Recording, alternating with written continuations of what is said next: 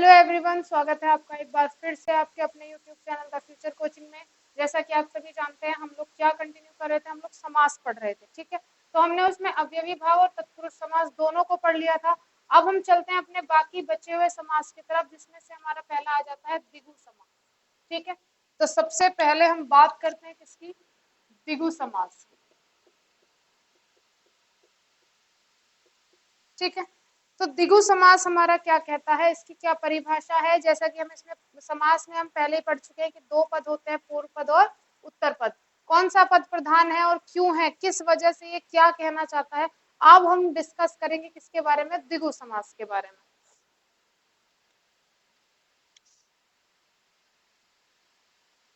ठीक है, तो यहाँ पर द्विगु समास की एक पहचान होती है कि यहाँ पे द्विगु समास में हमेशा क्या होता है, ये संख्यावाचक होता है। क्या होता है, संख्यावाचक होता है। ठीक, इसमें जो पूर्व पद होता है वो संख्यात्मक होता है। पूर्व पद कैसा रहता है, संख्यात्मक रहता है। पूर्व पद कैसा, संख्यात्मक।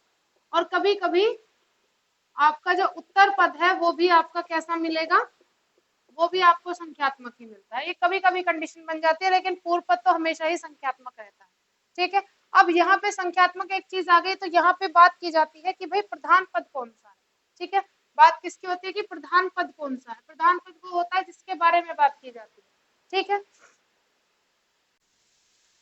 तो द्विगु समास में संख्या बताई जाती है और जिसकी संख्या बताई जा रही है वही आपका क्या रहेगा, वही आपका प्रधान कहलाएगा। ठीक है, तो यहाँ पर उत्तर पद आपका क्या रहता है, प्रधान रहता है। ठीक, अब क्योंकि कभी कभी उत्तर पद भी आपका संख्यात्मक हो जाता है, जिस कंडीशन में संख्यात्मक होगा, ठीक है, वहां पे प्रधान पद नहीं आएगा। लेकिन अगर ये संख्यात्मक नहीं है आपका उत्तर पद, तो ये क्या कहलाएगा, ये आपका प्रधान पद कहलाएगा। ठीक, उदाहरण की तरफ हम इसके चलते हैं। जैसे उदाहरण में हमने कह दिया नवरत्न, नवग्रह, क्या कह दिया, नवरत्न, नवग्रह, त्रिकोण, त्रिवेणी। ठीक है, नवरत्न, नवग्रह, त्रिकोण, त्रिवेणी। हमने कह दिया पंचतंत्र। ठीक है, पंचतंत्र, सप्ताह, शताब्दी। ठीक है, ये सारी चीजें, क्योंकि सब में क्या आ रहा है, सब में आपका क्या आता है, सब में नंबर आ रहा है, सब में संख्या आ रही है। तो संख्या देख के पहचान जाना कि कौन सा समास है, ये द्विगु समास है। नवरत्न क्या हो गया, 9 रत्नों का समूह, 9 रत्नों का समूह। नवग्रह, 9 ग्रहों का समूह, 9 ग्रहों का समूह। त्रिकोण, ठीक, त्रिकोण क्या कहलाएगा, 3 कोणों का समूह, 3 कोणों का समाहार, 3 कोणों का समाहार। ठीक है, अब आप सोचोगे कि मैंने इसमें समूह क्यों नहीं लिखा, समाहार क्यों लिखा।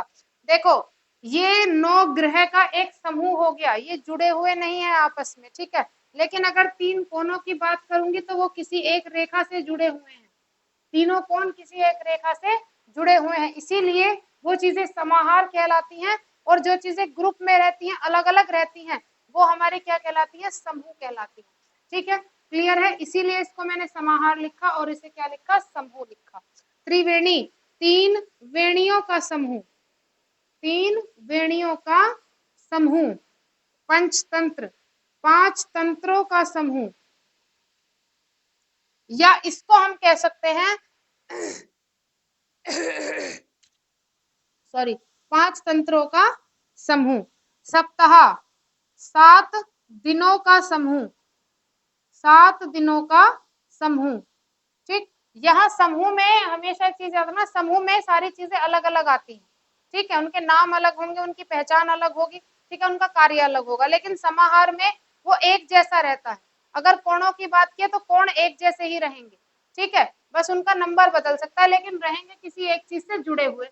ठीक, तो वो समाहार में चीजें आ जाती हैं और समूह में आ जाता है शताब्दी, 100 वर्षों का समूह, 100 वर्षों का समूह। ठीक, अब इसके बाद जैसे मैंने लिख दिया त्रिलोक। अब इसमें आप बताइए, त्रिलोक अगर है तो त्रिलोक में समाहार होगा कि समूह होगा।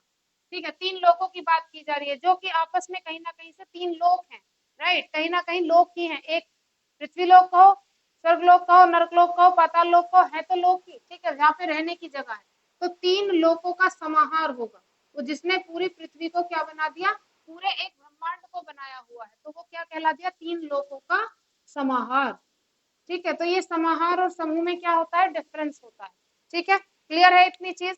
तो जहां पे हमारा संख्या की बात आ जाती है, जहां पे हमारे समूह और समाहार की बात आ जाती है, वहीं पर ये हमारा क्या कहलाता है, द्विगु समास कहलाता है। ठीक है, जब आप हिंदी को थोड़ा डीप पढ़ते हैं तो समूह के अलग और समाहार के फिर आप अलग अलग पढ़ते हैं, द्विगु समास का डिफरेंशिएट पढ़ते हैं। ठीक है, लेकिन आपको बिल्कुल भी कंपटीशन लेवल से नहीं हटना है, आपको इतना ज्यादा डीप नहीं जाना है, तो आप केवल इतना ही चीजों को पढ़ेंगे, इतना ही समझेंगे। क्लियर है, इसको जरा नोट कर लेंगे, आगे चलते हैं। ठीक, अगला जो हमारा समास तरफ बढ़ते हैं, अगला समास हमारा आ जाता है द्वंद्व समास।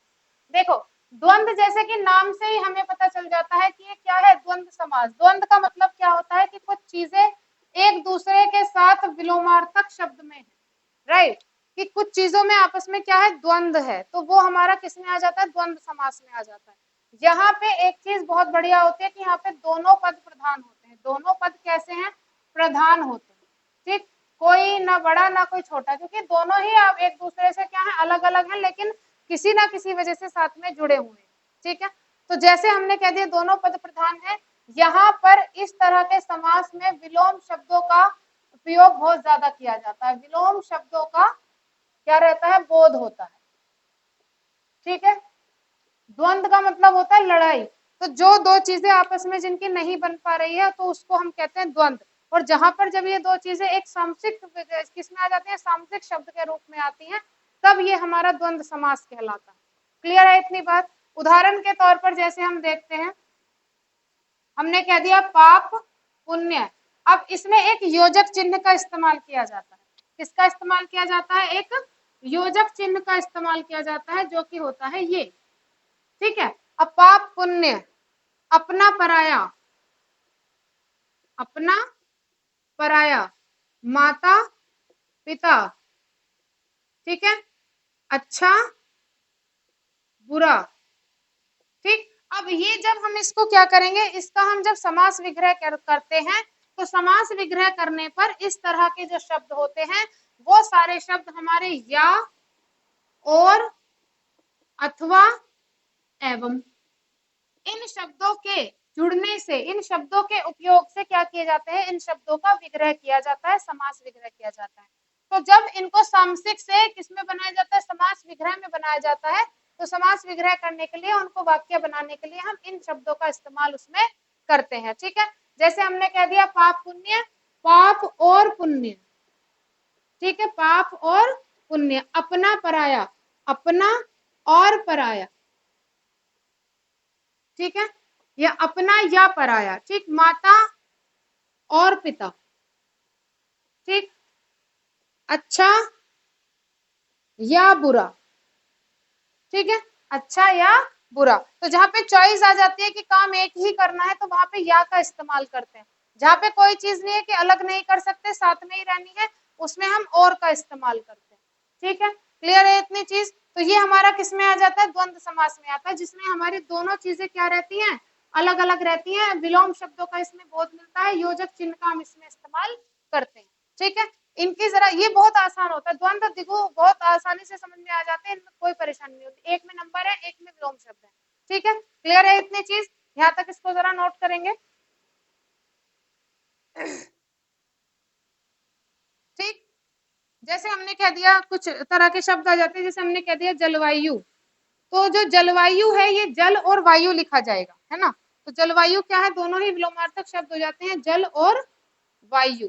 ठीक है, हमने कह दिया देश विदेश, देश विदेश, तो देश और विदेश। ठीक है, देश और विदेश। क्लियर है इतनी चीज। ठीक, ये हमारा क्या हो गया, ये हमारा द्वंद्व समास में आ गया। तो जहां पर भी आपको ऐसा लगता है कि यहाँ पे ऑपोजिट चीजें आती है, विलोम शब्द आ रहे हैं, तो वो हमारा समास क्या हो जाएगा, द्वंद्व समास हो जाएगा। ठीक है,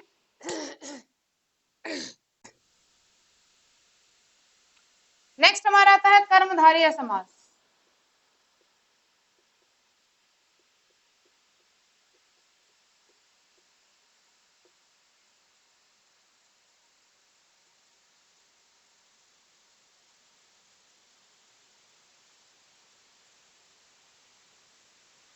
कर्मधारय समास में क्या होता है, दो चीजें आती हैं, पूर्व पद और उत्तर पद।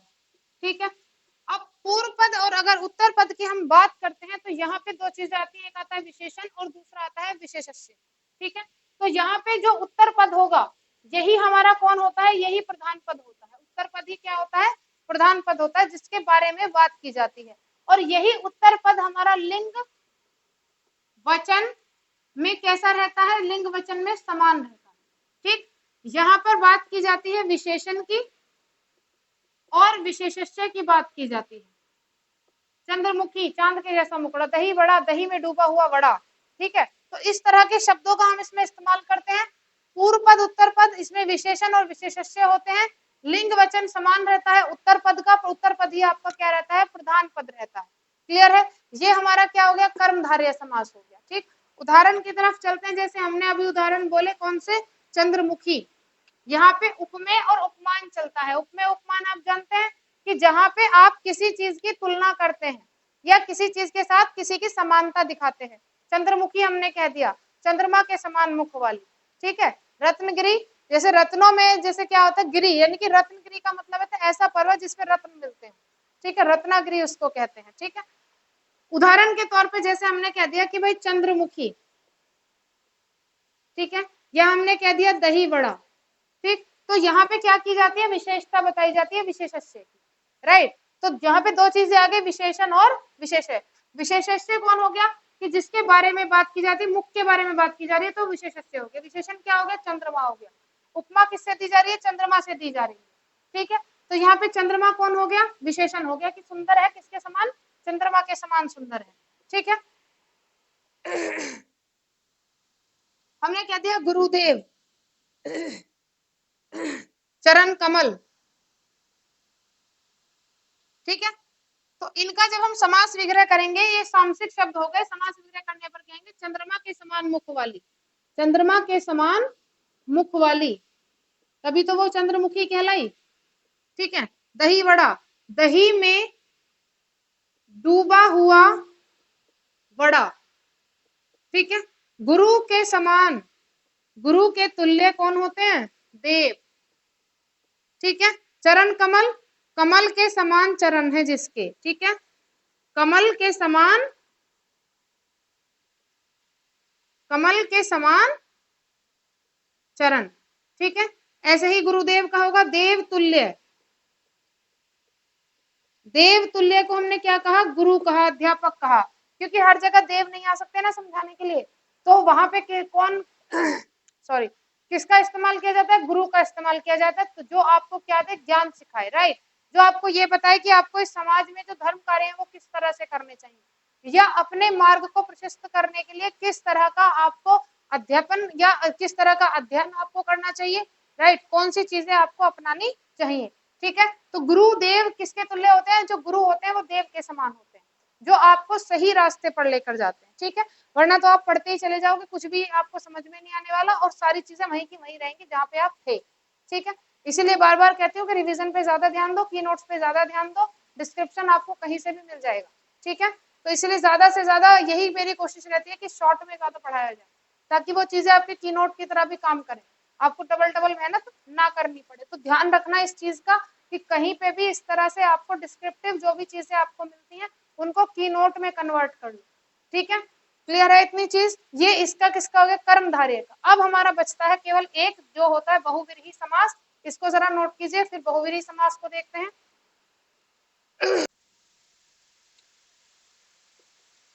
नेक्स्ट हमारा आ जाता है बहुव्रीहि समास। देखो, बहुव्रीहि, बहुव्रीहि को ऐसे याद करो कि सारी चीजें किसकी तरफ कर दी, बाहर वाले की तरफ इशारा कर दिया। दोनों पद तो है लेकिन बाहर वाले की तरफ इशारा हो रहा है। ठीक है, तो यहाँ पे क्या होता है, कोई पद प्रधान नहीं होता, कोई पद प्रधान नहीं होता। ठीक है, ना पूर्व पद ना उत्तर पद, बल्कि पूर्व पद और उत्तर पद मिलकर, पूर्व पद और उत्तर पद मिलकर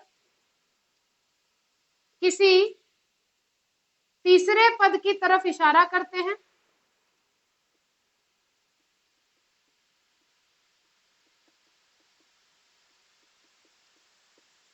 और तीसरा पद ही हमारा प्रधान होता है। तीसरा पद ही कौन होता है? प्रधान होता है। ठीक है, यानी कि आपको सामसिक शब्द जो मिलेंगे उनका शब्द का अर्थ तो आप उसी से निकाल लेंगे, लेकिन वो और जो इशारा होगा, जो बात कही जा रही होगी, वो किसी तीसरे पद के बारे में बात कही जा रही होगी। ठीक है, जैसे हमने कह दिया, उदाहरण के तौर पर हम बात करते हैं, जैसे हमने कह दिया नीलकंठ। नीलकंठ नाम सुनते ही दिमाग किसकी तरफ घूम जाता है? शिव की तरफ घूम जाता है। ठीक है, हमने कह दिया लंबोदर। ठीक है, हमने कह दिया पीतांबर। ठीक, नीलकंठ, लंबोदर, पीतांबर। ठीक है,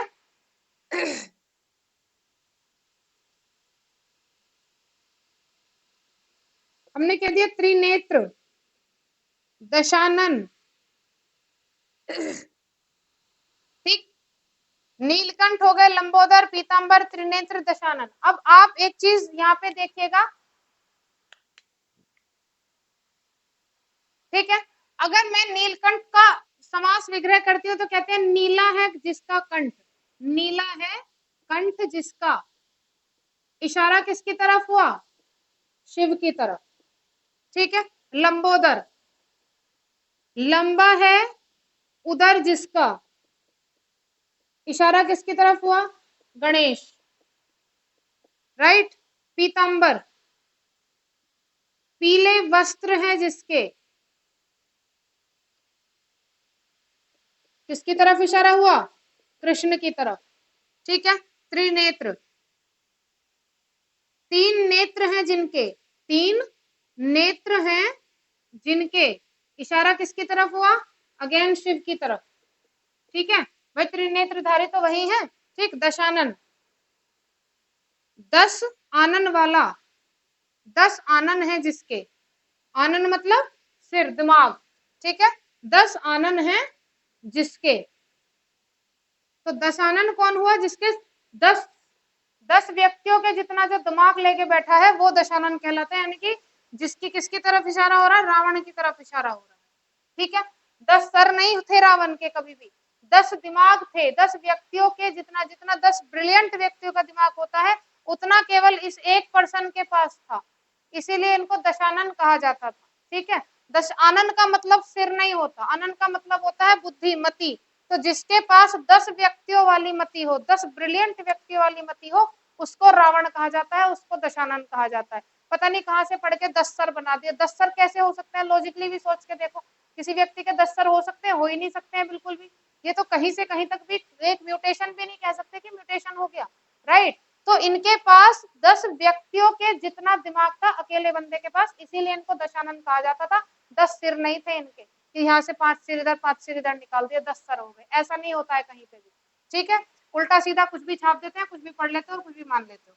ठीक है, तो दशानन का मतलब होता है 10 दिमाग वाला व्यक्ति था, ये 10 व्यक्तियों के जितना दिमाग अकेले व्यक्ति के पास था। ठीक है, इससे ज्यादा कहते हैं कि इससे ज्यादा ज्ञानी, इससे ज्यादा बुद्धिमान व्यक्ति कोई नहीं पैदा हुआ, ना कभी दुनिया में होगा। ठीक, इतना ज्यादा ज्ञानी और ये था वो। ठीक है ना, जितनी ज्यादा आप मिथ्याएं पढ़ते हैं कि सीता को उठा के ले गया, वो कर दिया, ठीक है ना, वो सारी चीजें बहुत ज्यादा गलत सलत छाप के बताई गई हैं। ठीक, ऐसा कुछ भी नहीं था। ठीक है, लेकर गए थे सीता को, लेकिन उसका कंसेप्ट अलग है, दूसरा है। ठीक है, ऐसा नहीं था कि ये इन्होंने कोई बदतमीजी की थी उनके साथ, कुछ नहीं, ऐसा कुछ नहीं हुआ था। कंसेप्टेड थी सारी चीजें कि कुछ ना कुछ ऐसा बड़ा होने वाला है, अपनी उम्र से तंग आ चुके थे, तो एक ऐसा रास्ता चाहिए था कि जिससे क्या हो सके, मृत्यु को प्राप्त कर सके। और किसी पूरे विश्व में किसी में इतना भी इतना वो नहीं था कि कितना पावर हो कि जो रावण से जाके पंगा ले सके। ठीक है, केवल श्री राम ऐसे थे जो इनको क्या कर सकते थे? मृत्यु दे सकते थे, इसीलिए सारा एक कॉन्सेप्ट पूरा रचाया गया था। ठीक है, क्लियर है इतनी चीज? तो थोड़ा सा एथिक्स पे थोड़ा सा ध्यान दें, उसको पढ़ लें आप ठीक से, तब थोड़ा सा तब आपको पता चलेगा कि कौन क्या है। क्लियर है बात? इतनी चीजें क्लियर हैं? तो ये हमारा क्या हो जाता है? बहुव्रीहि समास हो जाता है। ठीक, जहां पर हम बात करते हैं किसी और के बारे में, तीसरे पर्सन के बारे में, लेकिन हमने उसको किसी और नाम से क्या किया? संबोधित किया है। तो जो पूरा का पूरा हम कहते हैं एक प्रधान पद होता है, वो तीसरा पद होता है। यहाँ पर ये जो पद हमारा निकला है, कौन सा निकला है? तीसरा पद निकला है। ठीक है, यही क्या हो गया? तीसरा पद है, और यही हमारा कौन सा पद होता है? यही प्रधान होता है। क्लियर है इतनी चीज? तो ये हमारा समास इस क्लास में पूरा होता है। इसको रिवीजन करना है, इसके कंसेप्टेड जितने भी आपके इसके क्या रहेंगे? क्वेश्चंस रहेंगे, उनको सॉल्व करना है। पहले आप कॉन्सेप्ट वाइज सॉल्व कीजिए, उसके बाद बल्क में मिला के सॉल्व कीजिए, तो आपको पूरा जो हिंदी का कॉन्सेप्ट है वो आसानी से समझ में आ जाएगा। क्लियर है इतनी चीज? चलिए आज की क्लास में हम इतना ही करते हैं, अगली क्लास हम फिर से एक और नई क्लास नए टॉपिक के साथ आएंगे। तब तक के लिए थैंक यू सो मच, पढ़ते रहिए।